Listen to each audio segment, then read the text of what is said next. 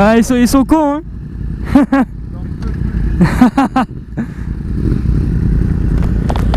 Totalement débile.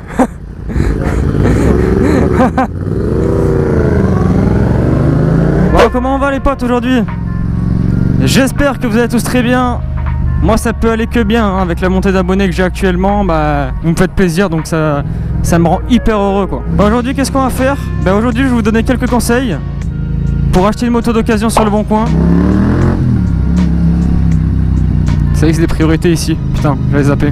En sachant que moi-même, bah, j'ai pris toutes mes motos sur cette plateforme. Donc ça part de la 50 jusqu'à la MT-07. Donc toutes ces astuces que je vais vous montrer dans cette vidéo, vous démontrer plutôt, seront réellement très subjectifs par rapport à l'expérience que j'ai eue auparavant. On va commencer par le plus basique. Si vous avez le moindre doute, la moindre suspicion, n'hésitez pas à appeler le vendeur. Déjà ces réponses seront beaucoup plus spontanées que par écrit. Ça c'est marrant ça. Donc plus vous allez lui poser des questions, plus vous allez avoir un ressenti beaucoup plus objectif. Ça va lui à toi.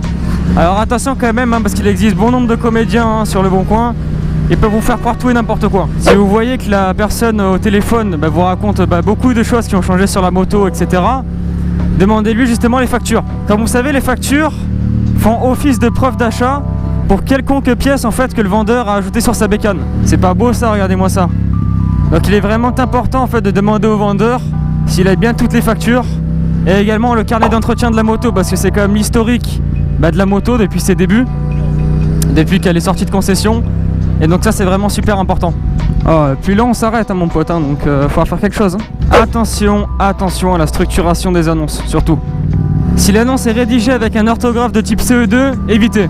Également si c'est des photos prises à l'envers, à l'arrache, légèrement floutées, ou il y en a même des fois, ils ont du philo quand même, hein. Il y en a même des fois ils prennent des photos sur Google Images. On sent déjà que le mec il a pas trop envie de se fatiguer. Donc vous vous doutez bien qu'une annonce bien structurée et clean, franchement c'est vraiment super important.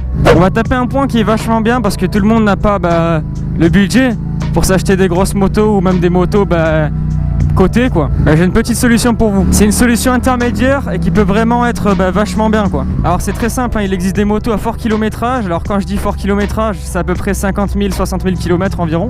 Je vous assure qu'à quelques exceptions près, si la moto a été bien entretenue, elle peut encore faire bon nombre de kilomètres après. Si vous prenez une moto bien entretenue avec un fort kilométrage, vous avez de quoi vous faire plaisir. Et l'avantage c'est que vous la touchez à un budget assez restreint. Alors attention, hein, attention, soyez vigilants. Si vous achetez une moto en full, c'est-à-dire débridée, il faut qu'elle ait obligatoirement l'ABS. Si elle fait plus de 106 chevaux, retenez bien ça. Ah putain, il est soniqué. C'est une loi qui est sortie en 2017. Et donc c'est obligatoire depuis cette date. Alors je vais rien vous apprendre sur ça, hein. Vérifiez l'état des consommables lors de l'achat de votre future moto, c'est super important. Qu'est-ce que j'appelle par les consommables? Par exemple les pneus, les plaquettes de frein ou votre couronne par exemple. Ah, toi je te gêne pas peut-être, hein. Tiens Niton. Si vous rencontrez n'importe quelle déflagration sur ces consommables, n'hésitez pas à faire chuter le prix. C'est dans ce genre de situation en fait que vous allez être vraiment gagnant. Ce qui est super important aussi, et ce qui va désigner également l'état de la moto en général, c'est le stockage de la moto. Toujours demander où la moto a été stockée, si c'est en extérieur ou dans un garage. De toute manière, vous allez directement le voir par rapport au vieillissement de la peinture de la moto. Donc vous aurez une sorte un peu de couleur dévernie par le soleil. Et vous pourrez également remarquer quelques petits points de rouille sur quelques parties de la moto. Donc sur ça, faites très attention également. Quand vous achetez une moto, il est très important de vérifier l'homologation. Ça veut dire que si la moto n'a pas de clignotant, pas de rétro ou même un support de plaque défectueux, autant vous dire que vous allez prendre assez cher vis-à-vis de la loi. Après, rien ne vous empêche par la suite de remettre des clignotants, des rétros, tout ça. Mais ça présage déjà de l'entretien de la moto. Comment le mec a pris soin de sa bécane. Désolé.